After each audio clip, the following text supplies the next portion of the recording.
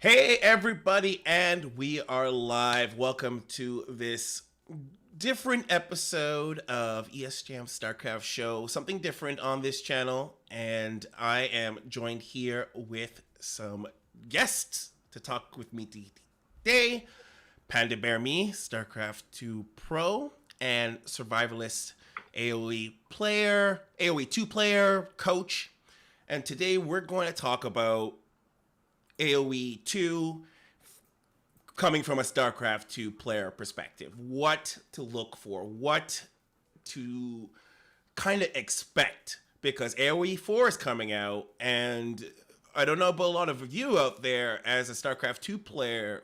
You're trying to wrap your head around this game, and you're applying a lot of StarCraft 2 logic, and it feels weird, at least to me. So my guests here today are going to help me and you navigate. And I'm going to play the role as a StarCraft 2 enthusiast, but AoE noob. So thank you, gentlemen, for joining me here on the show. It's been a Thank you pleasure. for having me. Awesome. So for you at home, how this is going to work is we are going to discuss several areas around AoE, from gameplay to mechanics, then to just esports, and we're going to navigate this kind of together, and we'll have different discussion points. So let's start. Well, actually, first of all, have you both kind of got an opportunity to play around with AoE 4 stress tests, beta, whatever that might be? For me, not so much. I've seen a few videos, but I never went into the beta, never tested it. My plan is to get into it once it actually comes out on release. And I do hear they're doing a tournament 1 week in, so that's when I'm gonna start learning pretty much everything about AoE 4. But I have seen a few videos about gameplay and stuff like that here and there. PandaBearMe, what about you? Yeah, he's going in raw. I did the closed beta and I did the stress test, and I played pretty much as much as I possibly could, and just to kind of get the idea of how the game would play, and figure out if I liked it or not at first. And then I was like, well, what's a meta going to look like, So that's always the fun part of strategy games, right? Like figuring out like, how do we do these openers? So I really got into it and I had a lot of fun.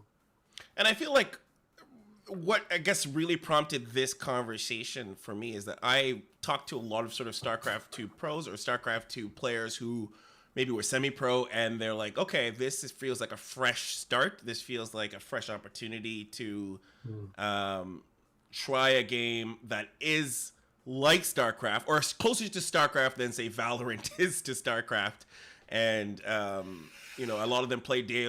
I was talking to a couple players who played AoE 2 DE when it came out, and they started to like it. And there might be some players who are jumping ship when AoE 4 comes out. So that's kind of what's prompted this conversation. But Survivalist, you're going in raw, and is that because you feel like the mechanics will kind of like you have all the baseline mechanics you need, and there's like an easy transition for that, or is it you're kind of a little bit more tepid on what the game might be like? Yeah, I think it'll be more fun to just get in, like when everybody gets the game, just go in fresh, see how far I can get in like a week, and go from there. Basically, I'm gonna grind it out hard when it comes out. Just really, the timing didn't really work out. Somebody's got to play AoE 2 while everybody else is playing AoE 4. So, Holding down the ladder. Yeah, exactly. So yeah, no, there wasn't really like a real reason why I haven't tried it yet. It's more of just like I've just been playing AoE 2, so it's still enjoyable. And I mean, the game AoE 4 just isn't quite out yet, so it's just kind of I wanted to wait until it's out, and then all the balance is going to be there. It's going to be as finished as they can make it on release. Well, then, jumping right into it, how much is like AoE 4 like AoE 2 in terms of like a successor? So what I've seen, it's very different. Of course, it still has the medieval aesthetic to it, all that. But each civ is completely different. So kind of like in StarCraft 2, like every race is different, right? Whereas in AoE 2, pretty much every civ is like the same with different bonuses. The base units are all the same. Whereas in AoE 4, it's going to be more similar to StarCraft 2 in that sense that, like, no matter if you get a different civilization, you're going to have a completely different gameplay experience. Whereas in AoE 2, it's like you can kind of go for the same strat with any civ at a fundamental level anyways. That seems like a big departure from just AoE that, like, I guess from AoE 2 versus AoE 4, the idea that that the civs might have to have. Do you think that there'll be like different strategies around the civs then? That you'll have certain civs that are just like definitely, yeah. Okay. Well, because there are more unique units, stuff like that in AoE 4. I believe there are still some fundamental units that are all the same, but yeah, there's a lot more uniqueness to each civilization in AoE 4. And like, Isaac, you played both, right? You played a bit of AoE, and what was your kind of feeling with doing 2 and then to 4? Yeah, so I played AoE 2, like, gosh, I want to say like middle of this year. I was kind of giving it a go, and I was having some fun with it. And yeah, there's a lot of symmetrical races, or I guess civs, and yeah, they're pretty much all the same except the bonuses, like Survivalist says. But you know, I was kind of surprised by the AoE 4 because they said it was very asymmetrical and they're going to be very different, and they are very different, but there's still like a lot of similarities in like pikemen. Some people don't have like men-at-arms, stuff like that. But so we're like, not talking about StarCraft 2 different. We're talking like yeah. We're talking probably like there's only one civ that was really completely different than everybody else, and it was the Mongols. But I can't talk too much about it because it's closed beta. But it's like, you know, like the difference between Terran and Zerg, it was like that between Mongols and everybody else. It was very, very different. I thought Mongols was super fun. Fortunately, that wasn't in the stress test. So, but the other ones, yeah, there is teasing us terrible differences. Yeah, no, I had a lot of fun. But the bonuses with AoE 4, I think, are very different in gameplay than how AoE 2 is, because AoE 2 is like your farms are just better. You know, you play exactly the same, but you're just better at this thing. You know, maybe to the point where you put one less on that resource, but it's pretty much just going to be the same old, but better. So there is definitely an improvement of asymmetrical balance, which I'm going to be a fan of as a StarCraft 2 player. You know, I like the different civs and stuff like that. I think it's really cool. Well, Survivalist, how, like, there are, is it 39 civs in Civ 2? Yeah, at the moment, 39. How do you balance, actually, is balance a problem? Is balance a problem in AoE? At the moment, not so much. Like, every civ is decent, at least. There's no F tier civs. Like, they're all playable. Some matchups are pretty favored for one civ, I'm not gonna lie, but for the most part, in a tournament setting where you have bans and stuff like that, it's really not an issue. But even like the top 3 civs from a lot of lists I've seen, like Chinese, Mayans, and Aztecs, even those 3 civs that are just right at the top, they still have counters. And I mean, they're not that much better than the civs that are like A tier, you can say. So yeah, no, balance is really great. And the balance team continues to give updates and stuff like that. So actually, we just had a balance patch 2 days ago, which pretty much fundamentally made longswords, which is sort of one of the core units in the game, a lot stronger. Because in Age of Empires 2, it's kind of dominated by knights and crossbowmen. Just they're just both really good units, and then longsword is the other gold unit that you could potentially go for, but it always felt like it was just worse again than the other 2. So they're starting to, you know, have 3 units that you can go for now a lot of the time. So they're still changing the game, is what I'm trying to say. They're still balancing the game, but just the small balance changes at all at once.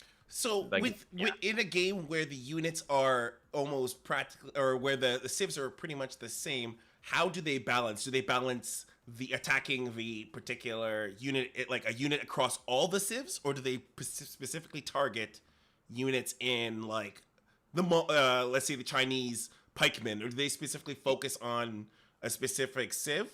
And or is it? A lot of the time they do balance changes based on civ, because it's usually like a single civ being maybe a little too strong or a little bit too weak. So they'll give that one civilization faster gold miners or whatever.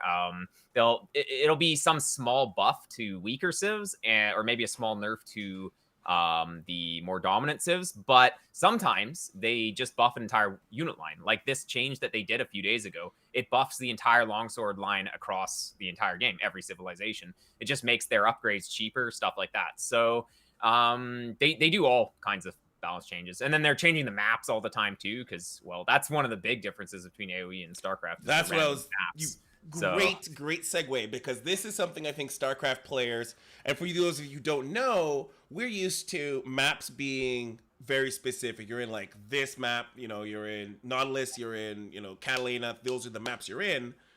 But AoE, the maps are randomly generated, correct? Like, so yeah. If they're randomly generated, how do you form strategies, or I guess, do you not form strategies around what map you land in? Is that just is that RNG? So it's random, but it's not completely random. Like you don't know what you're gonna get. If you spawn on Arabia, you know it's gonna be Arabia. So you know there's gonna be 8 sheep. There's gonna be 2 boars. Okay. You're gonna have a 7-tile gold and a 4-tile gold and another 4-tile gold around. You're gonna have a 4-tile stone and a 5-tile stone and 3 wood lines. Like that's Arabia. It's gonna be in a different place. There might be hills in different places. Maybe your berries are going to be forward. But you're always going to have the same resources that are roughly around your base. So you kind of know what you're looking for. And you can make strategies based on just having all those resources. So even though the maps are completely random, like some maps are a little bit more closed, where there are more wood lines, it's easier to wall, then your strategy is going to be more like booming, where you can easily defend with walls, stuff like that. If the map is more open, less wood lines, maybe thinner wood lines, then you're going to be doing more feudal aggression, stuff like that. So early aggression, because it's harder to wall. So yeah, your strategy definitely depends on the map a lot, even though they're randomly generated. So because in StarCraft, a lot of times when you're building your strategies, you know what map, or you're picking and banding around the map that you're best at. Does that mean in AoE it's a little bit more neutral, or do players kind of lean towards certain maps better? Oh yeah, some players are better at closed maps. Some players are better at open maps. There's water maps as well. There's hybrid maps with water and land. Yeah, so the map does matter a lot. Like, okay, well, you could be high level on Arena, but low level, well, not low level, but like quite a bit worse on Arabia. So completely different maps. It just really depends on the player, because, well, you only have so much time in the day. You can't get good at everything. So, and the maps are very different, played out differently. Like one map, you start with stone walls all around your map. There's no way to do any early aggression. And then most of the maps, you don't have any walls. So, you know, you can have early aggression, stuff like that. It just, the games play out completely differently, just based on the map. PandaBearMe, as someone from StarCraft, how did you find random generated maps as something you had to deal with? Oh man, it was, you know, like the first thing you want to do when you learn something, you're like, okay, I want to just isolate it as much as possible. How can I make this as consistent as possible? And I think you can get a pretty consistent, like up to feudal, like your first 20 bills, like it's pretty solid, like all through and through. But after that, it's like, oh man, my gold's like in front of a hill, like, like this is going to be a big problem. Of course, you're not thinking that at the time, but as soon as his archers are sitting on top of it, it's very apparent this is a big problem. And it's a learning curve for sure. But I think that's kind of the cool thing about Age of Empires too, that with like the civ picking kind of format with tournaments that Survivalist kind of alluded to, you kind of have this situation where you're like, okay, we have this map, but also like these are where the resources are. And with these civs, how do I make the best of this situation? And you're kind of doing this kind of freestyle.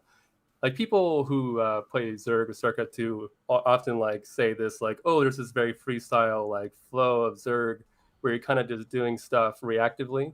Okay. And there's definitely some feeling of that. So I liked it a lot. I think I would have liked it better if I knew all the situations, but you just had to go through one by one. You're just like, you play a super closed map and you're just like, oh man, fast castling is overpowered. And then, you know, you play a super open map and you're like, this is the worst build ever. And you just kind of figure out the patterns And yeah, it's a rite of passage for sure. Well, let's talk a little bit about differences of builds, because you mentioned builds. And so, how survivalist, how does someone learn a build, like in this kind of scenario? Like, how do you kind of learn a build? Because I imagine Yes. like that's what kind of people in StarCraft will start off wanting to learn builds. Yep. So Well, it should be just about the same in StarCraft because Okay. you do have consistent resources. You still have all the same resources, even if the placement of the resources are different. They're still okay. all there. You can still find them, so you can still have a proper build order. Some games you have 3 deer, some games you have 4 deer. So there are small differences. Like sometimes you have an elephant and a rhino instead of a boar, which gives you a little bit more food to work with. So it's not completely consistent, but it's for the most part consistent. And yeah, you can basically do a build order up until the end of Feudal Age, and then once you're in Castle Age, you're not really thinking of a build order anymore. You have to play a little bit more adaptive. So Okay. based on the map. So like if you have a forward gold, you might Very need to protect that. StarCraft-y. You might need to have more military investment, or maybe you need Right. to go for a castle on a hill. So you have to go to stone earlier. You're thinking more reactively in Age of Empires, but your early game you can still have a proper build order, and you're gonna get pretty far on the ladder just with a proper build order because you're gonna be able to win games just because you're doing things efficiently in the first 2 ages. Okay, so that's like very StarCrafty. If you like get some good builds, then you can probably keep yourself going. Yeah. Well, it's like if you show up to your opponent's base with 4 archers and they've only macroed out 2 archers, you're just gonna win. Right. Snowball. You're It's gonna gonna be the same in snowball any it. RTS. It's like just if you're smooth in the early game, more so than the opponent, you're just gonna have such a big advantage. So yeah. That actually brings up some interesting points then, in the sense that PandaBearMe, I don't know if you noticed in AoE 4, a lot of that it feels like a lot of the resources felt more standardized. I don't know if I'm off base here in terms of, and that might just be my experience just only from the stress test, but it feels like the resources felt very more consistent and more standardized. Is that something that you experienced, or is that something that I'm off base? I definitely think the resources are more safer, I'd say. I don't know about consistent because there's still like the set amount of resources that you always get, but it didn't feel like I was having a lot of golds under hills kind of scenarios. That's kind of the situation we've been using. Like, there's a lot of situations where if a couple things go wrong for you in AoE 2, you're just in a really bad spot, and you might as well, just go Tap all out, in on GG. something crazy. I mean, Oh, and I've heard in tournament games they do have a rule where you can tap out like really early on if it's just a completely busted map. Yeah. So that because that's that bad sometimes, and of course that's very rare. But is that like a mulligan, like where you just kind of like, yeah, it's like a bad roll? Survivalist might know that's like before like a minute of time or like some tournaments you get one restart, and it's like if the map is just so bad after a certain amount of time, you can say, okay, let's restart.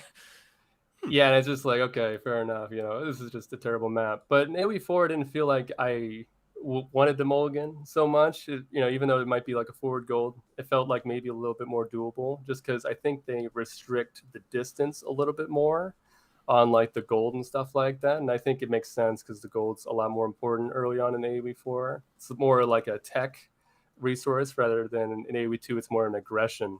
So I think it makes sense that way, and I like that part of it a lot more because it's just like, oh, I'm not screwed because I just have no wood. But yeah.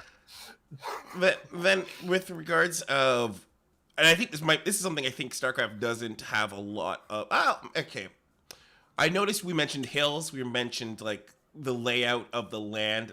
How much does that play a part in defending and being aggressive? Like, someone a hill spawns close to somebody versus like in StarCraft 2, obviously if you have ramps and you have certain choke points you can contain, it feels like an AoE building walls help you control the lay of the land, tame the lay of the land, but then you have things like hills that I feel take a big part for range. Well, so in Age of Empires 2, there aren't as many choke points. There aren't really ramps and stuff like that. Yeah, exactly. Like there's a lot of natural walls in StarCraft 2 because, well, you can jump up cliffs and there's air units and stuff like that. It doesn't really matter as much. The maps are quite a bit more open, so you kind of make your own walls. Whereas in StarCraft 2, it's like you kind of are given mostly walls and you just have to plug the plug the ramp or whatever. Yeah, exactly. But you were talking about the hills. So the hill advantage in AoE 2 is really big. So you get, I think it's a 25% extra damage output when you're on a hill, and 25% reduced damage to you from below the hill. So it's a huge difference. I know in StarCraft 2 you just get vision or something like that, right? Yeah, like high ground vision. You get high ground vision. Whereas in AoE you're doing more damage and you're taking less damage. So if you can get like a castle on a hill, it just can't really be taken down effectively from the low ground in a lot of situations. So you have to play the map. Like you have to really pay attention to where the hills are. If the opponent gets some archers on a hill and you're also playing archers, well, if you both have 8 archers, he's just going to win because he's on the hill. So positioning of your army is really important.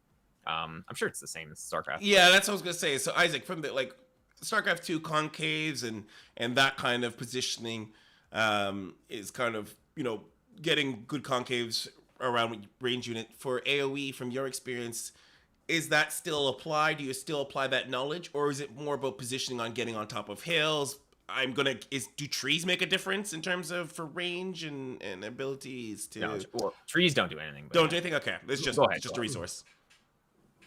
Yeah, like defensive advantage. It's interesting. Like in StarCraft 2, it's like, okay, you want to be as close to your base as possible. Reinforcements are coming from there. Maybe you're on top of a ramp. You're going to get a concave versus convex. Of course, we all know this.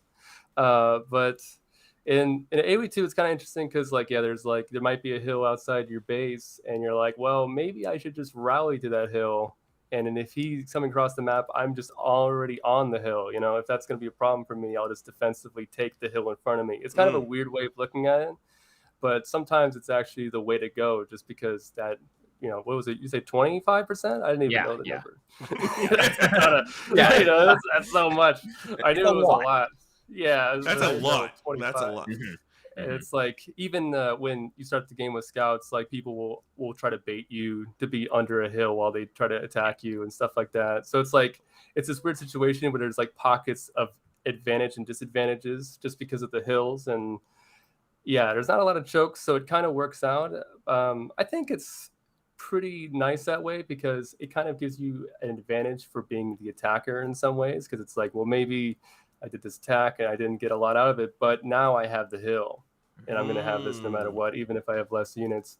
And as long as you have the right, unit counters, you can kind of just hold this hill and maybe, we reinforce it. And it creates a kind of a snowball effect that's really nice that you don't necessarily get from StarCraft. It's either, for StarCraft, it's like if you're on the map, it's either you do damage or you don't. And then you kind of determine off of that. But AoE 2, there's kind of this pocket factor of the hill and things like that. But mostly hills, I think, is a great example. Mm-hmm. Yeah, you make a little base. You make a little base on the hills. Like that's what it is in AoE 2. Like you go forward, you can make a little base. You can get a siege workshop. You can get some houses around it. Like I love the siege workshop. Build around the hill. Yeah. Like forward buildings is just standard in AoE 2. That's something. You're not building your axis forward in StarCraft, but like in AoE 2, sometimes it's a good idea. Okay. Yeah. All right. And by the way, those of you in the chat, if you have questions, toss it in there, and I'll throw them in here too, because I am just as curious. Are there other things like hills that a player has to be concerned about? Yeah. I mean, well, technically there are cliffs as well that do the same thing, but they actually don't give the less damage from the bottom. Okay. They only just give you damage from the top. I mean, they exist, but they also block movement. But they're not as big because there's none on Arabia, which is the most common map. Yeah, that's the main thing. Does water have an effect on Yeah, there are water maps where you can only use ships to go across, but then there's also some water maps where you can have ships on them and regular land units. So there's like shallows that you can walk on. So those maps are kind of cool. And then there's even some maps where you can actually build on the shallows. So you can like build in the middle of the water. So there's like warships, but then you can also build there. Some of the maps get a little bit weird, but water maps are a little bit less standard. Like a lot of people. Are people using I don't think I saw them in competitive play, and I was watching Red Bull and I didn't see. The biggest issue with water maps is that there's 3 standard ships. So you can go for fire ships, you can go for war galleys, or you can go for demolition ships, and that's like all that most civs get. Whereas if Okay. you think of the land units, there's like It's- three oh, different there's like production a- buildings. There's so got much it. more. Whereas Right. water maps, it's like three ships, and it's just a little stale. It gets stale. Yeah. One of the So- things I wanted to really kind of get both of your opinions on is the rock paper scissors of units in AoE versus say StarCraft, because I feel like AoE has this very, I want to say almost hard counter. It feels like a hard counter. I don't know if this is true. Yeah. It feels like hard counter, while StarCraft feels a little bit more like soft counter. And I want to make sure I'm not kind of misconstruing those two, because it feels like, you know, you have the obviously the range, infantry, cavalry, and it's infantry beats cavalry, cavalry beats range, and range beats infantry. I don't know if that's like the core. Kind of like that. It's Kind of like that. Kind of like Yeah, that. Okay. yeah. And Yeah, then for the most part. and that feels very like, obviously it's more complicated, but I was trying to simplify it for those who don't quite get it. I feel like you try to build those units and then you build the higher versions of those units to beat, you know, almost rock paper scissors your opponent. Is that correct? Well, Sometimes, yeah. Okay. That's so the reason there are a lot of hard counter units in Age of Empires. So say you got your pikemen and they do massive bonus damage against cavalry. I see. So their actual stats are pretty bad, but then they get like plus 20 or something crazy against cavalry. And then so suddenly they're insane against cavalry, but absolute garbage against everything else. So if you go for a hard counter unit like that, you're only going to be able to deal with the cavalry. If he mixes in anything else, then you're going to have a bad time a lot of the time. Can you trick your opponent to like think you're going to go cavalry and force them to build a whole bunch of pikemen and then like waste? I'm trying to be a little bit meta here, but you can if they don't really scout you properly, then you could like show them like some cavalry with maybe like some upgrades, and it's like, oh yeah, he's going cavalry, and then he stops scouting, and then you just do something else. You could do that. Okay. But higher level players tend to scout a little bit more, so Right. they just kind of will know when something's up. I'm kind of thinking about my ladder journey where I'm gonna like yeah pull up this. PandaBearMe, did you find that also in EJ4 that kind of carries over as well? That kind of rock paper scissors, or did you feel like they kind of changed that a bit? It felt like it was a similar, like pikes are very good versus horses types of things, but it felt a little bit softer, to be honest. Like the pikeman versus a scout is just a killer, and and as it upgrades up to the equivalent of whatever cavalry it is, it's just nonstop. It'll just, you want to get away from these pikemen. But in AoE 4, it felt like, I mean, obviously still counter, but it felt a little bit softer. I was kind of interested in how that would work out, and I think in some cases it was pretty good, but in the case of like an archer, usually skirmishers are very good, and they removed the skirmishers. So there was kind of this hole in where you normally would use this counter, and I found it felt like it kind of changed the direction a little bit to more of like a StarCraft 2 soft counter kind of thing. Okay, all right, that's an interesting pick in that regard to think about that whole certain units in AoE in general. I find like StarCraft 2 units older units, like less tech units, I should say, less tech units are still viable later game if done and you're getting enough damage. In AoE, is that kind of the case? Or can you just like out teched right away if someone like rushes tech and just washes you down, like snowballs you? Is that something you've experienced? Sometimes. Okay. Sometimes. So basically, usually the archer techs, the upgrades in the next age are just insane. So basically, if you have archers in feudal age, you upgrade them to crossbowmen. Crossbowmen beat everything in feudal age when you get to castle age. If you go to imperial age and you go to arbalist, then arbalist beats everything in castle age pretty much. Obviously there are answers, but in general, obviously, yeah. The archer line is going to be great for that. But then if you say go knights and you go into cavalier, it's a boost, but you can kind of still deal with them to some extent. It's more of the blacksmith techs that really, really have a lot of effectiveness. So, again, for this example, like knights into cavalier, the final blacksmith tech, which is the like engineering bay, like that kind of thing, like those kind of upgrades, it gives +2 pierce armor instead of just like a regular +1. So it's just extra effective. Those higher tech, The higher techs are usually quite a bit stronger, but not always. So like, what's a good example? I don't know. I guess like longswords, kind of like you'll see men at arms, or you'll see militia. Yeah, You'll see militia in Dark Age. You'll see men at arms in Feudal Age, and then you don't see longswords ever. And then there's two-handed swordsmen, and then they skip right to champions in Imperial Age eventually. So sometimes it just like the texts just don't really quite get used sometimes. But yeah, usually the texts are going to be better than like usually you can't really fight units that are higher tech. Okay, that's what I was. That's what I was. Yeah. I was feeling when I was playing Age of the Empires 4. I was getting that feeling that like if someone is in the next age and they've gotten those techs, you are in trouble. Like you're in a lot of trouble. In Age of Empires 2, it's not always the case, but you kind of need counter units at that point. Like if the opponent goes for full Arbalist in Imperial Age and you're in Castle Age, you kind of need like full elite skirmisher because that's the counter. Right. You need to get like kind of hard counter. You need a hard counter unit. Right. Exactly. Right.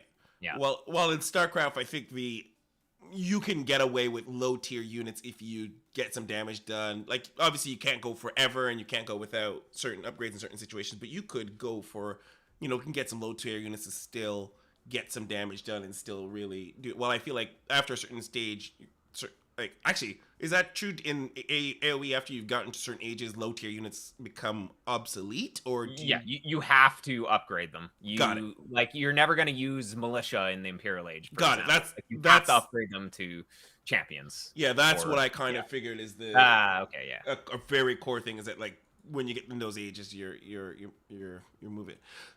So just the last kind of thing into the gameplay, and we're going to move a little bit more into the mechanics. Learning curve of AoE. How would you say the learning curve of AoE is? First, we'll as someone who coaches Survivalists, what's the learning curve like? And then I'll ask PandaBearMe as someone who just recently learned it. yeah. So there's a lot to learn. I probably have over 10,000 games, and I'm still learning stuff.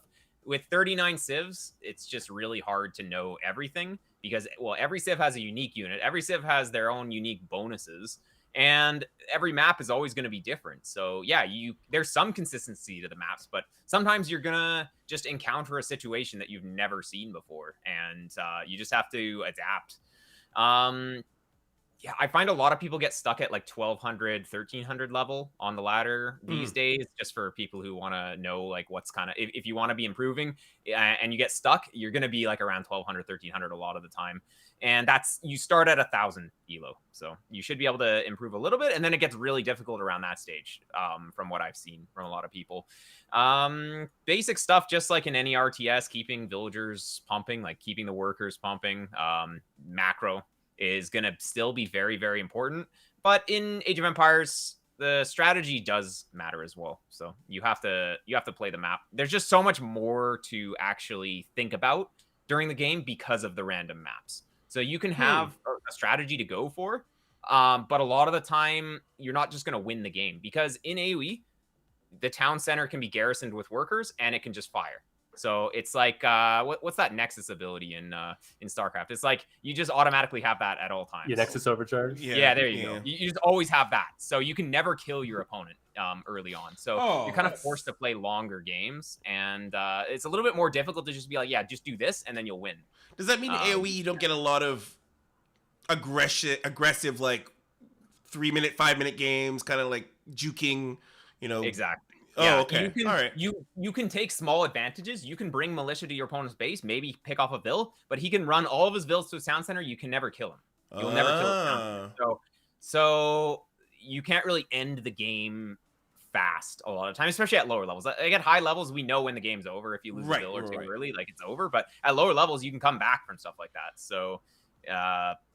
You can't really end the game early. AoE doesn't have any like cheeses, and like by cheeses I mean like well, nothing like Cannon Rush or whatever. I don't know. Or he's but yeah, you can still do some things that can end the game, like Tower Rush, early Tower Rush. You can still have towers forward, but it's a lot bigger of an investment, and even if a tower goes up, you can still fight it with villagers. So like there are still ways to deal with any of the cheese. Hear that? See here, all you guys out there, cannon rushers. Your days are numbered.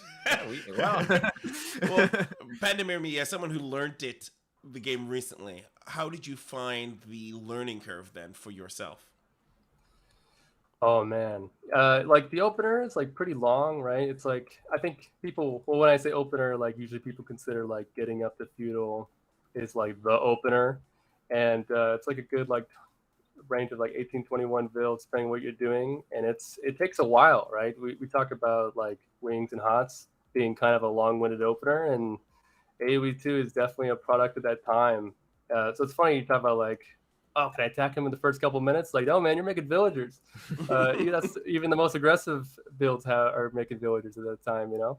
But at the same time, though, it's still like really aggressive. Like a lot of the builds I was doing started off with men at arms right away, just because I have a high ego, right? StarCraft player, you want to, let's get the units going. Let's start attacking this guy, and it's interesting because there's that feeling of I do damage and then I win, right? I should be able to kill him, but sometimes you still can't kill someone, and I think this could be like the highlight of AoE for some people and the downfall for other people. Oh. I know for me, I kept double downing whenever I do damage. I'm like, I'm proxying in my next building. Let's go. I just keep pushing the limit just to see how fast can I kill this guy. And it wasn't very fast. No matter how quickly I made that siege workshop, it just, man, these guys, they know how to live. Something about these AoE 2 players. So that was really interesting to learn. I think the opener is really intimidating, but after a couple days, I got it down pretty well. I'd say it was more after the fact, kind of like the multitasking, like all like after 20 builds, there's so many different things, especially if you're doing one of those militia rushes, which, of course I did. There's a lot to keep up with, and it was pretty intimidating even as a StarCraft 2 player. I mean, I'm GM, I did a lot of tournaments and I competed with like the best players, but like I'm still floating like 800 food with my men at arms in their base, and they're getting hit by a town center. What are they doing? It's just like absolute disaster. So it was definitely a huge learning curve in that regard. I'm trying to think. Well, here's two things I have in mind that I really want to get your thought on. One, AoE comes across to me that resource management is like pinnacle. Like I don't know if, as I got the idea is that resource management is much different than StarCraft 2 and learning when to move things into certain areas to go in your builds. And then the second thing I wanted to talk about, did you feel that AoE being slower than StarCraft 2 was a detriment and a turnoff to you? And if so, how did you kind of overcome that? Yeah, so it's kind of interesting because in some ways it is slower. Like I think there's a lot less micro involved. Like there's kind of cool different micro tricks you can do, like split formations and stuff like that, which I actually really liked because you feel really cool. Like you click a button and you split like Marine King or something. Like, oh man, that's so cool. But there's other things like the macro being a lot harder, and I think it kept my attention enough that it maybe like let's just say, I don't think this is true, but let's just say like StarCraft 2 has like 50-50 macro split. AoE 2 would be like 70-30. At least that's how I felt. My impression of it. Just 70 being towards like resource management. The macro and stuff like that. Whether that's resource management or making the buildings or queuing the units and stuff like that. Even though I don't think like making units is very hard, it's just like being able to manage your resources is something that like everyone kind of accepts is just not going to go perfectly. And it's kind of, again, embracing the imperfections. It's like, what's the map? Oh, my gold is in a weird spot. Maybe my civ isn't good for this situation. Oh, maybe my resources aren't perfect. Let's build a market. Market is like a huge thing, part of AoE 2 that I was very stubborn about, and I had some of like not building or building. Like, what were you stubborn about in terms of the market? Not building. I didn't want to build a market. I'm like, I can do this. I don't need a market. I'm going to do it perfectly. Just because, like in StarCraft 2, you could have your first 60 drones mapped out to a T. You know what I mean? And if you're doing it right, you make that hatching on 0, and everything's crisp. But in AoE 2, it's like you kind of embrace the imperfections. If you have OCD, you're gonna have a hard time in AoE 2. There's just no way it's gonna be perfect. But that's kind of the point, right? That's what I'm trying to say. It's fun when you look at it like that. And I feel like as RTS players as a whole, we're attracted to these gathering games because of those kind of elements that make it harder and more difficult than, say, your typical modern game, right? Or at least that's my inclination when I played AoE IV. I ended up really struggling a little bit personally with resource management, and then I kind of found it fun in a weird way to juggle resources. One thing I did notice that I would like to know from you, Survivalist, this idea of, in StarCraft, there's a trade-off when you build buildings, because when you're building a building, there is just this set time, and if you cancel a building, you've lost that time that you can't get. AoE feels like time is more fluid because of the fact that you can toss more like villagers to build something, and you can cancel up or catch up based on your better resource management and just leapfrog. Do you feel that that makes timing less important in AoE, like, canceling buildings or being caught off guard, expanding, like building a new town center or something like that? Does that feel like less detrimental when you get hit, or is that still problematic? It kind of depends, though. So timings, of course, are still very important. Like, you want to hit when you have your upgrades come in, like stuff like that. But sometimes you just want to wait. Like, say that your opponent has units outside of your base. Like, you have to wait until you have military, and then you go out, secure the map, and then maybe make a town center on the map. Like, sometimes you don't want to spend all your resources right away, because you're going to be spending them like after you take map control, stuff like that. Is that kind of like that feels more strategic in a weird way, like very like yeah, because you're kind of just like, sometimes if you don't know what your opponent's doing, it's like you need to scout them before you commit all your resources, because kind of back to what we were talking about earlier, like, there are hard counter units that are bad at doing anything except for countering. So if you commit down the wrong unit path, like you upgrade this unit and it turns out to be not the right unit, well, you basically just lose, because you just invested all your resources into a unit that can't do anything, basically. So, yeah, you have to be a little more careful with your resource spending. But I think it's the same in StarCraft. Like, you can't just buy random things. So, but like, especially like, for example, if StarCraft, you try to expand and then you cancel your nexus, that time to build the nexus is kind of lost. It's sunk. While in AoE, I feel like if you maybe try to expand and or you feel a little bit behind, you can throw more resources to build faster and remove that time barrier. So I was trying to get the idea of how much this time. Well, it still matters a lot. Like, when you add extra villagers to be building, it actually builds it slower. Like, the first villager is like 3 villagers worth, and then every villager after is just 1 villager. So the first villager builds like 3 villagers. And then, so if you add more villagers to build it faster, it's still less efficient. So really? You kind of only want to be building things with 1 villager usually, except for building the town center, because that's, if you get the town center up faster, then you're producing villagers faster. So in which case, then it makes sense to have more villagers building that, even though it's less efficient. So it's a little complicated, but yeah, you generally don't really want to be building things with multiple builds, just because, well, then they could be collecting resources. They're not doing what they should be. If they're building faster, they're not doing something else. That's like exactly. Yeah. So. Isaac, did you find that you did that more or like less? As like, did you take advantage of that from like a perspective of like a StarCraft player? You're like, oh, now I can just rush this through. How did you kind of navigate that mechanic particularly? With the building multiple villagers building something? Yeah. Only for statewide emergencies. I'll tell you. We didn't know we had a knight, so we're going full on barracks, baby. Let's get some. I did that the whole time. I definitely did that wrong then, because in AoE IV, when I was playing the stress test, I was like, I want to rush this. What are those artifact buildings? The buildings that you need to build to get to the next age. I was like, I want to rush this one.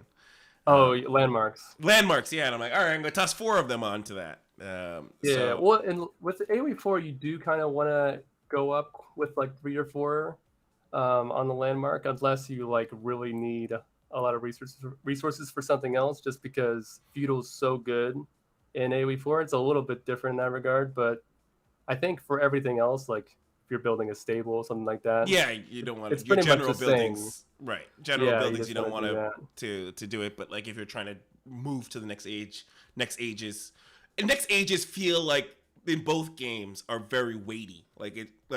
I feel like Yeah. it feels like next ages are super super important. And speaking, especially in competitive games, is that something you can use as an indication of who's winning?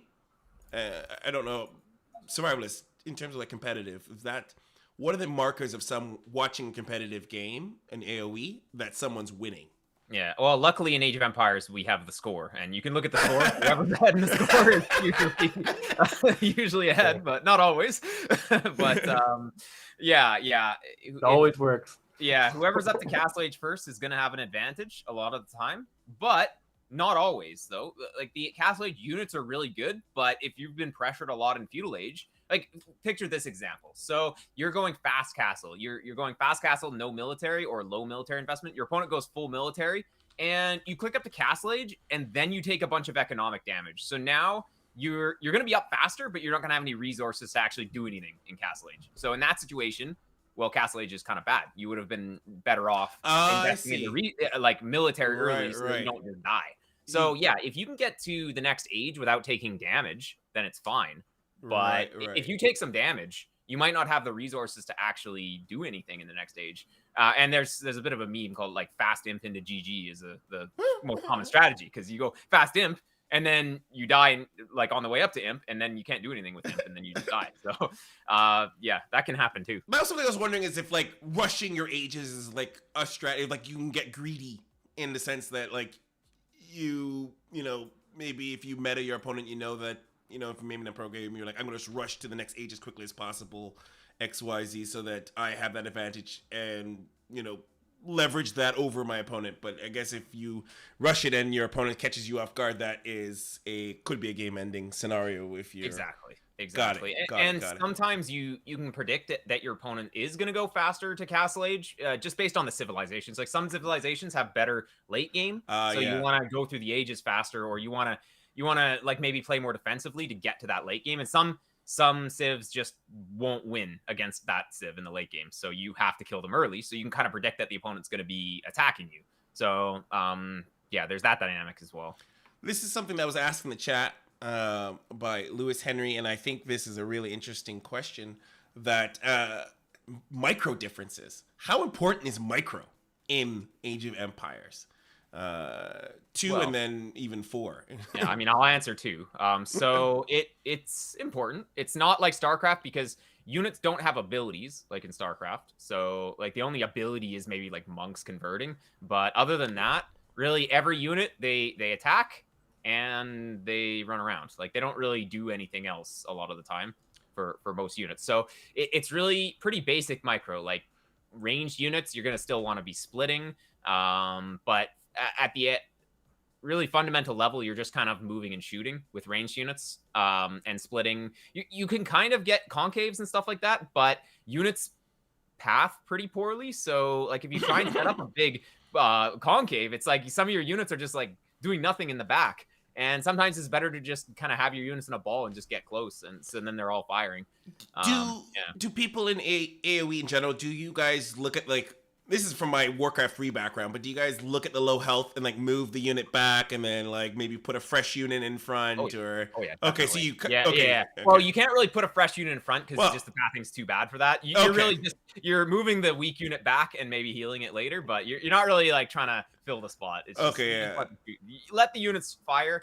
If you over micro in AoE, you're just going to be hurting yourself. Okay, so over microing is a problem. Okay. Yeah, mostly let the units fire. But another bit of micro, you can get one unit to go forward and just make him go back and forth, and then he's like, the enemy units are targeting that unit in the front, and he's dodging shots. So your guys are all shooting from the back line, and you have one unit just like running back and forth and dodging shots in the front. Wait, so there are little micro tricks that you can do.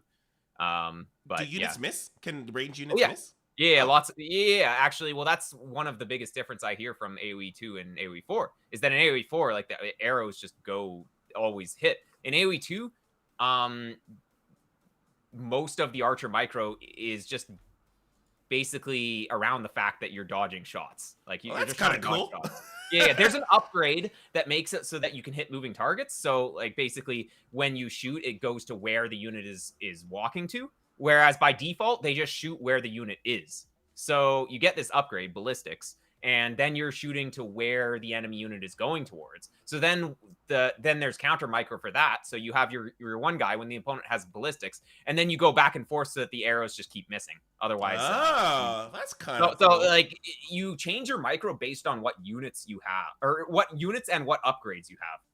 Which, Uh, well, of course, of course, of course. yeah, And yeah. so, but AoE 4, I hear that might be removing it. So that might be something that they may have thought was maybe too prohibitive. Well, it's Player not really wise. medieval warfare at that point. You're kind of more of a video game style, which Yeah, I like it, yeah. but yeah. So okay, so Mr. Beulah asks, StarCraft pure mechanics can carry you a player to the roof, even if the strategy is very simple. What is the mechanics to strategy ratio in AoE? I like this question a lot. This is a really interesting. Well, I mean, it's kind of hard to really just come out with random numbers, but yeah, mechanics is pretty important, but you can get by with pretty bad mechanics. Have you ever heard of the player Huang?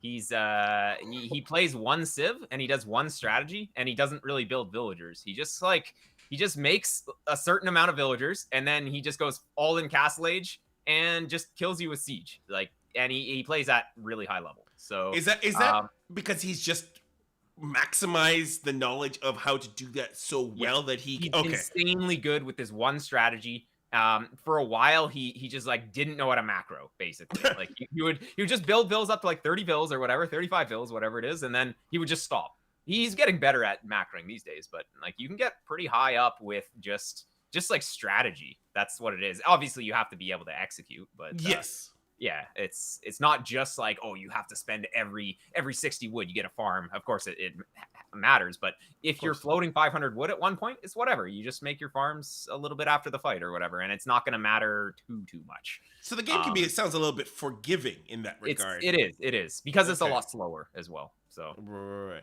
yeah. PandaBearMe, what was your experience in terms of mechanics versus strategy? I just want to say first off, Huang is my hero.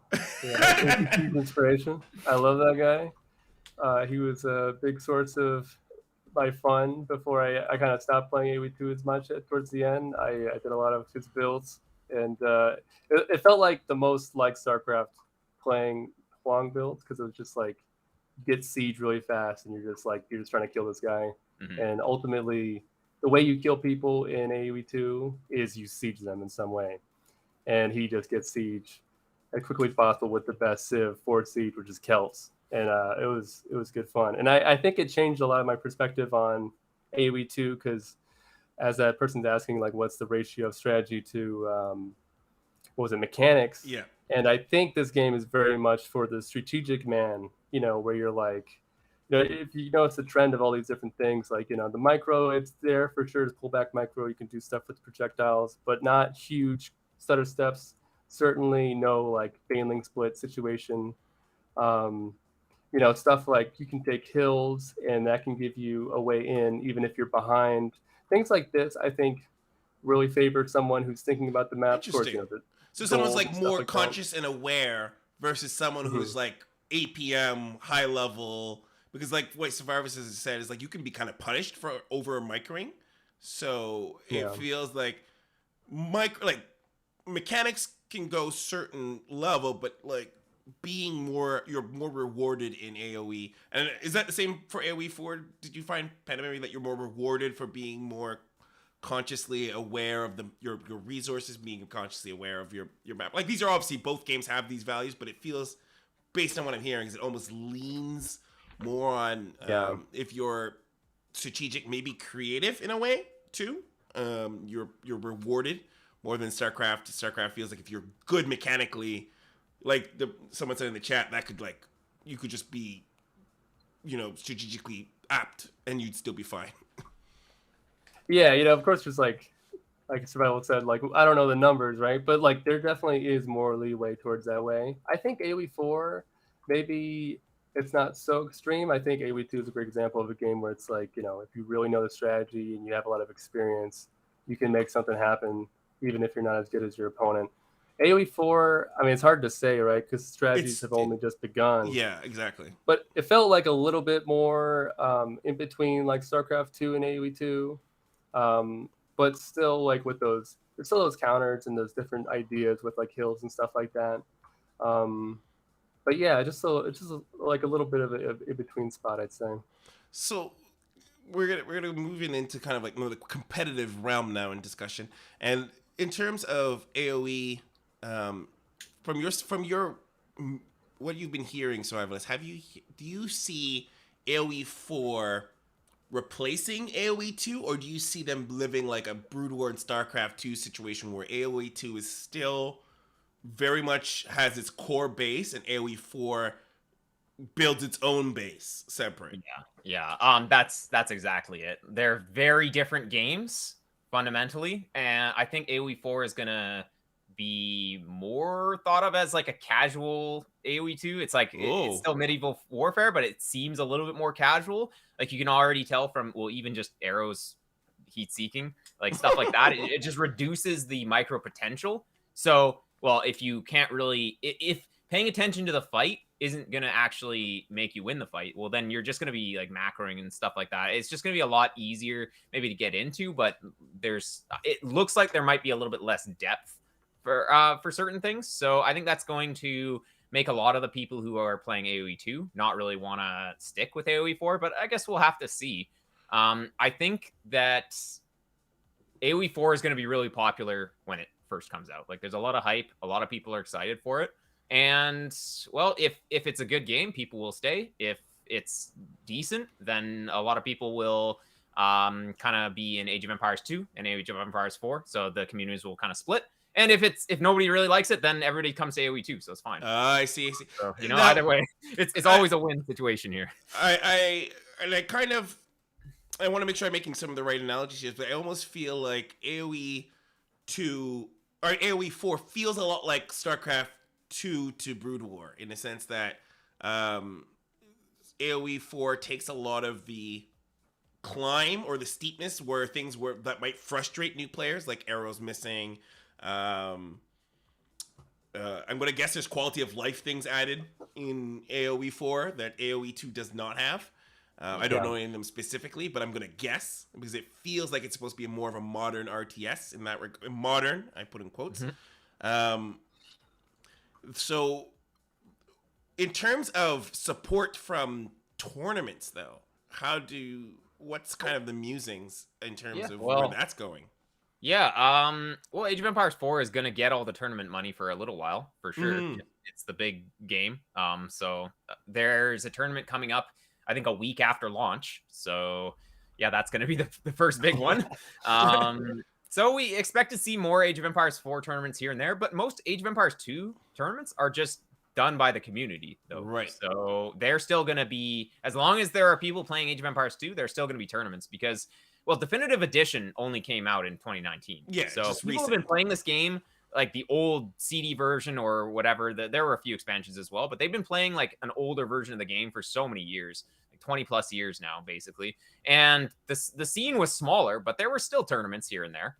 So I think that, yeah, maybe the big sponsor tournaments are going to be in AoE 4 for a little while, but depending on how big the game is, like we'll either see a lot of tournaments in Age of Empires 4, or we're going to see a lot more tournaments in Age of Empires 2 because a lot of the people will come from Age of Empires 4 to Age of Empires 2. So it really depends on how successful Age 4 actually is. And it's impossible to really tell at this point. We just have to wait for a couple months after launch and see what the player numbers are like. And yeah, then the question can be answered. But yeah. Well, how active is Microsoft / Relic in like the competitive scene of AoE? They seem pretty good. Yeah, I think that Microsoft does put some money forward for tournaments. They don't have their own tournament. Like there's no Microsoft. Yeah, there's no Microsoft Age of Empires tournament, but they will put money forward for a prize pool if somebody else organizes it. And yeah, I mean, there are still balance changes and stuff, so they do care about the competitive scene. Yeah, but I don't know too much about the competitive scene too much. Like I know a bit, but yeah, I'm not like I'm like one of those guys that knows all the names and I remember this one game. Like it's we're not going that in depth. That wasn't we're taking some, you know, our audience here is not going to know any of those people anyway. So PandaBearMe, from your perspective, coming from a Blizzard-owned game to now a Microsoft/Relic game, how has been your experience with how the developers handling changes, maybe feedback from the community? If you're engaged in that, how was your experience in that regard?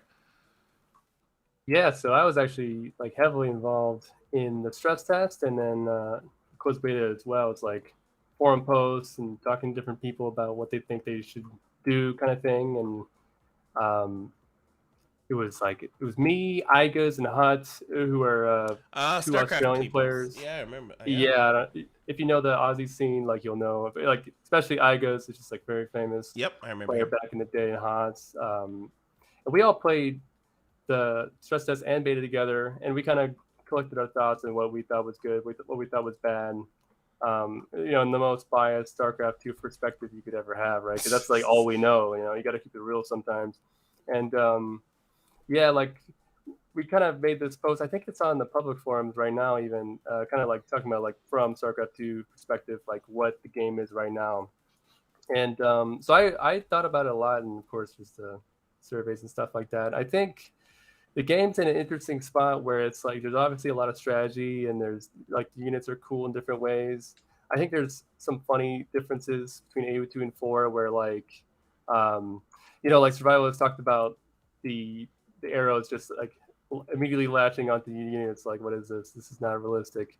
But StarCraft 2 players couldn't care less about this. You know what I mean? Like they actually would probably get frustrated actually if they find yeah. Some people never played AoE 2. They're like, why are my units not hitting them? Well, in Brood War, you could miss. You could miss in Brood War, and I right. Based on our Tosa stream, it was probably very frustrating to miss for StarCraft 1 player, or certain StarCraft 1 players. Yeah, for one of the players, it's definitely very frustrating. Well, I think that was like with high ground advantage. Yes, I might be wrong on that. Also trees. That's why I asked about trees, because in Brood War you could hide in if you moved units through trees and projectiles. Oh, like shrubbery or something like that. Yeah. Shrubbery. Oh, okay. Shrubberies. Oh, okay. Yeah, I didn't know about that. But yeah, so there's like StarCraft 2, it's like very consistent things. Like they'll like if there's anything that doesn't do 100% damage, it's like a very specific clause that says like this cloud does 50% damage or less damage in this cloud. But so yeah, like it's kind of funny stuff like that. Like AoE 2 players are like this reduces skill, and then StarCraft 2 players say this creates consistency, and then you know everyone kind of growls at each other. But I think regardless of things like that, which are like maybe debatable, maybe not, I think there's some stuff like you know, the unit control felt a little bit slow.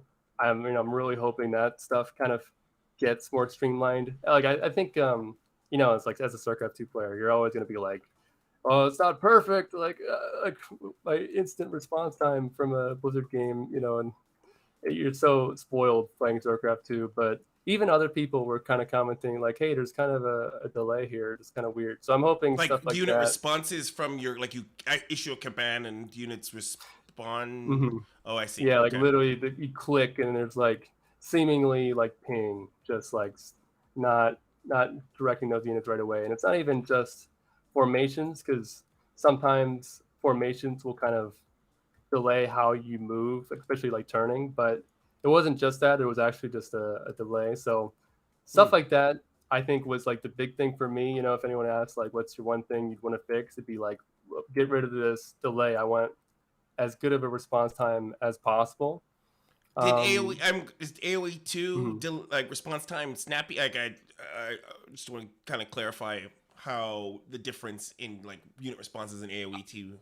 Yeah, I think in AoE 2 it's not quite as smooth as well. Like not like StarCraft 2. Yeah. Right. AoE 2, we're just kind of used to it. Like it always there always feels like it's a bit of lag not too much these days with DE, but before it was like 200 seconds or 200 milliseconds, like 300 milliseconds. Now it's like quite a bit less, but still, it's still there. It's not instant.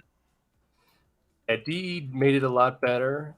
It's kind of like a Brood War situation. If anyone's ever played Brood War, like, okay, just or Warcraft 3, there's that kind of delay there, and it makes sense. Like a turn timer or turn? Is it turn count? I can't remember what the technical term for it is. Like, turn rate. You're talking about? Well, not quite, because Warcraft 3 does the turn rate, but for Brood War, it's just slow. It's programmed to just not be quite that fast, but it is better than that with the Definitive Edition for sure. But strangely enough, AoE IV felt like slower than Definitive Edition. So it's like what's going on here? And I can play versus Korean perfectly. It feels exactly the same, but that's not exactly what I want. So that was a huge thing for me. But besides that, it's really up in the air with is the meta going to be good? Obviously, all the civs are kind of up in the air. We're really early. We won't be able to tell that kind of stuff at this point. Yeah. One of the things, though, I am curious that came up, Andy Man brought up into the chat, was the mod community. I heard that AoE 2 had a pretty solid mod community. I don't know if I understood that correctly. And and so how much does that, because in StarCraft 2, our mod community, other than the use map settings, maps are very important in terms of the mod community, and that's how they contribute to the competitive scene. How does the mod community in AoE contribute to the competitive scene, contribute to the overall health of the scene? Yeah, it's kind of the same. Like, a lot of tournaments will have their own maps. Ooh. So you'll get there's the ladder Arabia, and then you'll get the tournament Arabia. That's just cool. Like how the community wants it to be. So cool. Stuff like that. So people are still making mods, like use map settings stuff as well. There's still that community, but a lot of it would be even AI as well.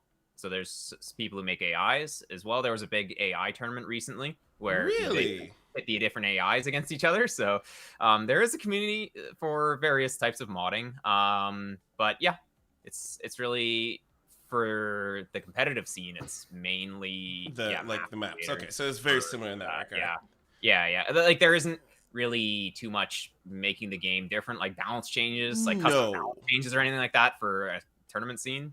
But it's maps. So you guys have the very similar map idea. Okay, so we're gonna kind of move into the last part of our discussion here in terms of just sort of where we're going, but a little bit of a future. And I know, obviously, you haven't gotten a chance to play a lot of AoE IV Survivalist, but in terms of, let's say, speculations for the future of AoE in general, because one of the things that I feel that StarCraft didn't really do as well, because from an RTS perspective, is monetize and keep things for players to keep finding long-term, like newer players, bring in newer players and bring in new players constantly. What would you like seeing done for either AoE 2 or AoE 4 to bring in newer players, to keep them coming in, rather than other than reducing the difficulty of the games? Let's put that aside. Yeah. Well, okay, so for Age of Empires, we're always talking about the competitive scene, like it's the most important thing, but really, the competitive scene is tiny compared to people who just play single player campaigns. So campaigns are what most people play Age of Empires for. Interesting. I think I heard some stats recently. I can't remember exactly, but it was like 80% of players don't play multiplayer at all. That's a high amount of players. It's like most players are just here for the campaigns. So, if they keep just making campaigns, it's going to bring new players. Obviously, the competitive scene is where what people watch. You don't really watch. Well, actually, some people do campaign playthroughs and people watch them. But most people, if they're going to watch AoE, they're going to be watching competitive, even if they don't really play it. But yeah, to bring new players, it's like, you can try and get the players to come in just like from a competitive standpoint. I think if you're going to try and recruit people from, not recruit, but like bring people from StarCraft 2, you're going to want to promote the competitive scene. But I think if you're just going to be promoting it to just people who might be interested in like a medieval warfare style game, you got to promote the campaigns, keep coming out with campaigns. They have been adding new civilizations, which a lot of people, a little discussion on whether they should or not, but they have to make money somehow because, well, okay, like expansion packs or whatever. So yeah, like expansion packs. I see. Yeah, for the new civs, because there's been two DLCs for 2 new civs each time. So actually, when DE came out, there were only 35 civs. Now we have 39. So with the 2 expansion packs. So that kind of helps revitalize a little bit because they come with their own campaigns. Every civ that comes out has its own campaign. Right. So they refreshes the game when one comes out. I got it. Exactly, but you can't just keep adding civs because it's getting a little hard for new players. Like, how are you going to learn 39 civs?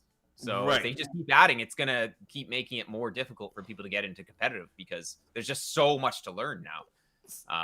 StarCraft I think ran into this kind of problem with our co-op mode. Co-op mode became really popular, and that became a driving performance for like the casual community.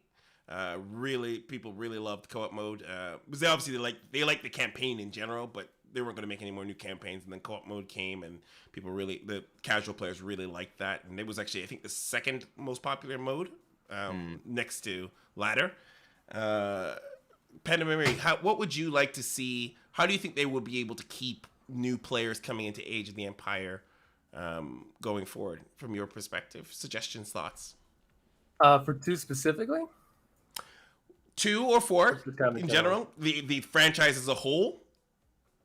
Because I feel like they're still kind of keeping up to, and they're still refreshing the older ones too. So I'm feeling that what might apply to one might apply to the others if there's particular mechanics like if campaigns or an avenue or DLC or other things like that. How would you feel? I think RTS have this general problem as a whole in bringing in people who aren't super hardcore. But you need to have a healthy casual community in any game, even competitive game, to have a healthy group of people who are interested, and then maybe filter up, or you stagnate a scene. So I want to know your perspective of what you might think AoE as a franchise can do differently, or take from StarCraft if that's what you might consider, but just keep their player base growing. Yeah, I mean, I think AoE 2 might already have this, but like co-ops are just great. Like I believe AoE 2 has co-ops, right? It's possible. There's no ladder for it, but it is possible. Yeah, you can go co-op. Yeah, because co-op was so good for StarCraft 2, and you talked about the campaign being like 80% of why people get AoE 2. It's no different in StarCraft 2. Many people played StarCraft 2, done the campaign, never touched multiplayer in their life. And that's just all there is to it. But I think co-op was kind of that bridge between you kind of keep people playing, some kind of replayability, and then, maybe you hit the play button. But I think at the end of the day, like AoE 2 has a very intimidating opener and stuff like that. And they've done great things to add tutorials to kind of like, hey, let's create a little, like, try to get the gold medal in your first, your feudal, and you can do things like that. In AoE 2? AoE 2 has that? Yeah, in AoE 2, they have that. Yeah. That's cool. It's actually pretty nice. But, at the end of the day, like, I mean, man, it's like, how do you make Brood War more accessible? You can't. It's Brood War, This is a hard game, and that's what it is. And that's what people like about it is it's so hard. And I think if you took that away, you'd be making the game worse off for it, which I think is why AoE 4 is kind of this beautiful follow-up to it, because AoE 3 kind of went this different direction, and people often say, even said beginning of this, hey, AoE 2 is the best thing you want to do. In the meantime, if you want to play AoE 4, because there's a very clear relation between 2 and 4, and I think they did a lot of good things, like quicker start with more workers and stuff like that, streamlined the resources you need to tech up the feudal. Just made things a lot less confusing. Is that enough to make it the next big thing? Who knows? But I think that's a great start from 4. From what I gather, that AoE 4 has taken AoE 2's formula and tried to make it more accessible to a wider audience at the cost of certain like hardcore mechanics. And so, when I'm thinking about it, I'm wondering, if there was another solution rather than reducing. But like you mentioned, like you couldn't. Brood War is Brood War, so Brood War, like you can't, without. Don't mess with that. Right. So I don't know. That might have been a tougher question than I had originally intended in that regard. But moving lastly to the last part of it,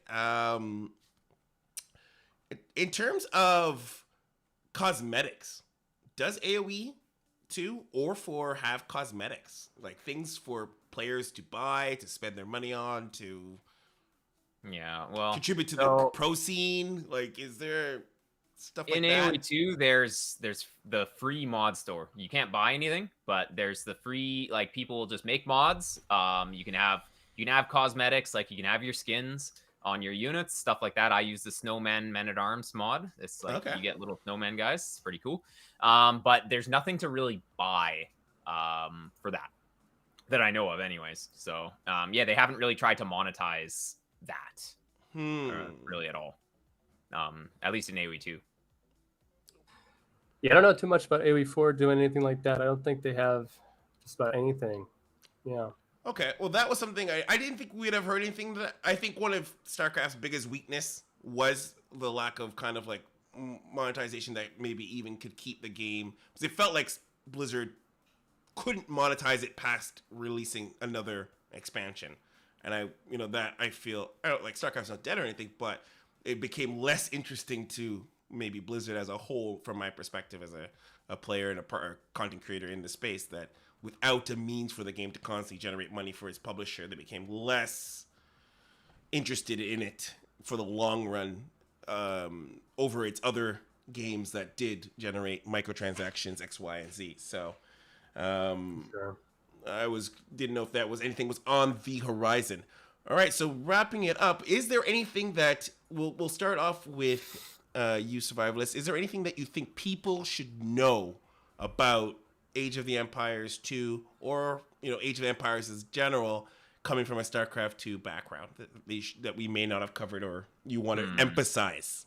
I mean, it's a slower game. You don't have abilities on all of your units, so and also having 4 resources to work with, it's like, as we were talking about earlier, the macro is going to be just such a larger focus. So you are macroing quite a bit, but that doesn't mean it's boring. It doesn't mean you're just making your workers and whatever. It's still kind of rewarding to, have that perfect, you got 0 resources, all 4 resources are 0. It's really nice. So, I mean, they're just different games. I would say Age is probably easier to play for certain people. Like if you have high APM, it's not really necessary. Like if you have low APM, then it's fine in Age of Empires. So if you have a low APM, this is the game for you. You can get high in Age of Empires too. You can go up to like pretty high level with low APM. It's more strategic.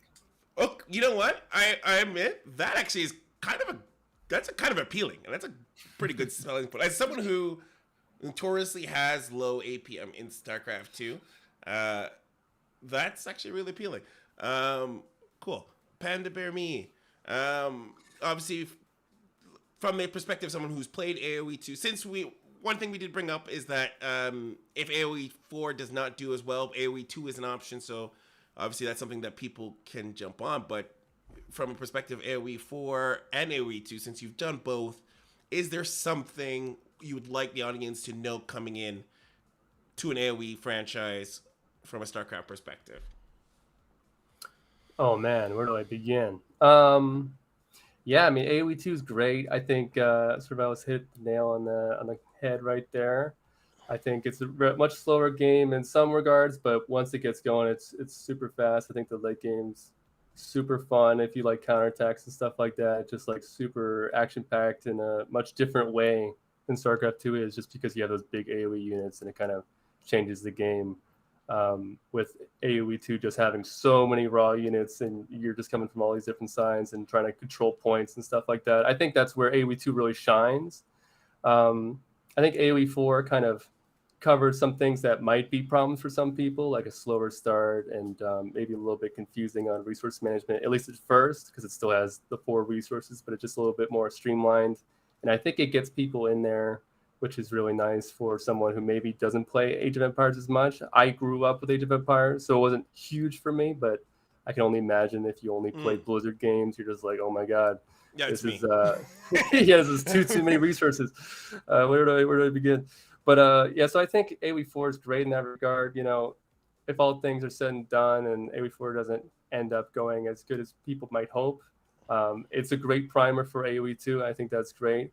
As far as AoE 4 goes on its own, I think it's really fun right now. I know for a fact that I'm going to be playing a lot of AoE 4 on launch. I think it has a lot of interesting units, like totally new units that no one's ever seen in AoE 2. Maybe there's some inspiration from 3. I really don't know.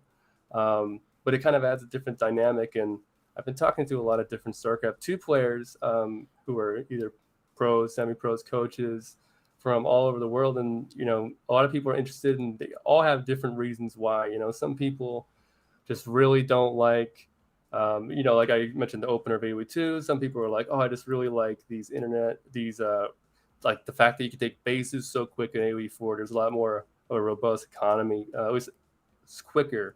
And, you know, I think there's a little bit everything for everyone. And I think that's kind of why you just got to try it. You know, there's just so many things. With RTS, we're all kind of split on like what we like about our favorite game. And, you know, you never know what that's going to be for you unless you try something new and you're like, oh, man, you know, this thing about RTS I actually really liked. And I didn't realize this was so big for me. So, yeah, I know I'm going to be going hard. I hope I see a lot of other people going. I know there's that tournament you guys mentioned. It's a week into launch. Oh, my God. Oh, these animals on ladder. Is that run by is that community run, or is that going to be run by like a large org like ESL or? I believe it's community run. I don't quite recognize it's EGCTV. I don't know if he's like a AoE 2, AoE 3 guy. He might be a streamer or like a content creator, and yeah, something like that. Yeah, that's kind of my impression of it, and it kind of came out the gate running. And, you know, that was kind of a question among StarCraft 2 players. You know, we love money. You know, people are like, are there going to be tournaments? You know, count me in. I think that's what StarCraft 2 pros particularly are interested when it comes to another RTS is like, can I make more money here than I can make in StarCraft 2? And that's like, the standard player aside, that's what StarCraft 2 pros particularly are going to ask themselves when it comes to AoE 4 specifically.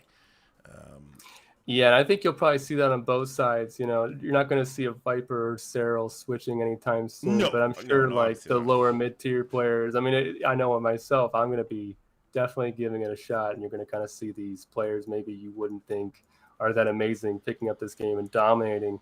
And whether that's because the competition is not as fierce or because the game's so different, new skills come up, you know, who really knows? But I think it'll be really exciting. And, you know, hey, for me, the exciting thing about it is all these AoE 2 players come in, all these StarCraft 2 players come in. You know, maybe get a little 3. You know, I saw some Age of Mythology players in the beta. They're talking a lot of.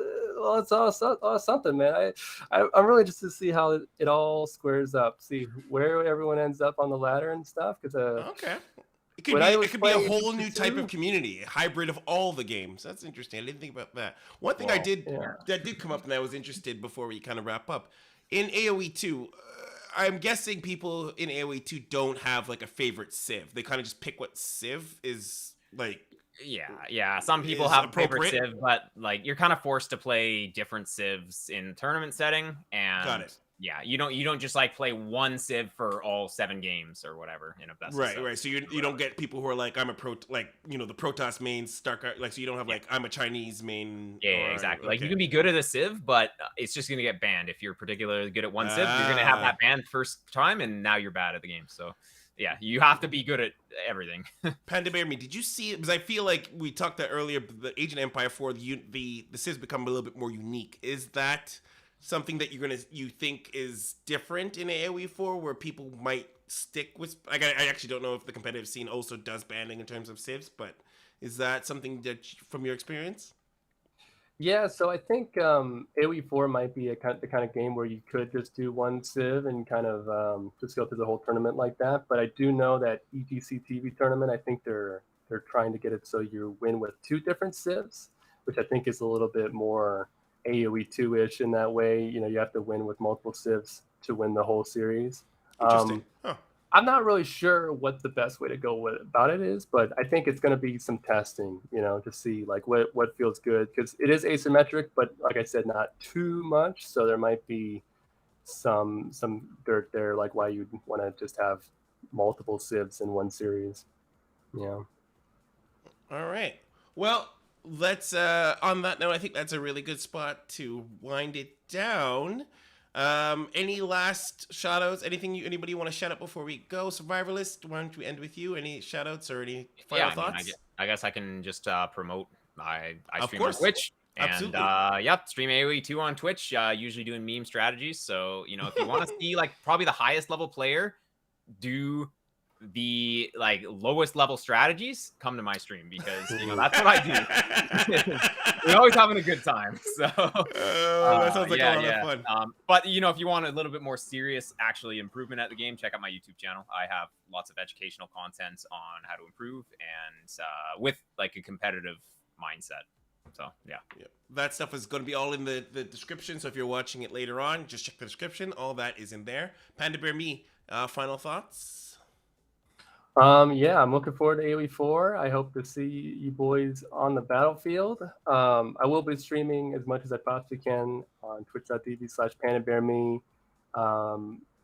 Maybe even making videos for it. We'll see. I think my YouTube's PandaBearMe, or maybe PandaBearMe SC2. I don't know. But as you can imagine, it's all very similar. But yeah, I'm definitely going to go pretty hard with AoE 4. So if you guys are interested in some strats, you know, we got some builds cooking up, right? You know, yeah, I'm going to have a lot of fun with it. Well, definitely, Isaac, good luck. And I'm presuming you'll be doing some tournament games as well, and you'll probably be playing competitively. So I definitely wish you luck, and especially other StarCraft players who have joined you. So other than that, thank you everybody who joined us here today for this. This was something a little bit different, this kind of a little discussion. And if you enjoyed it, let me know, say in the comments, and we can definitely keep these rolling. All right, everybody, thank you very much. Have a good night.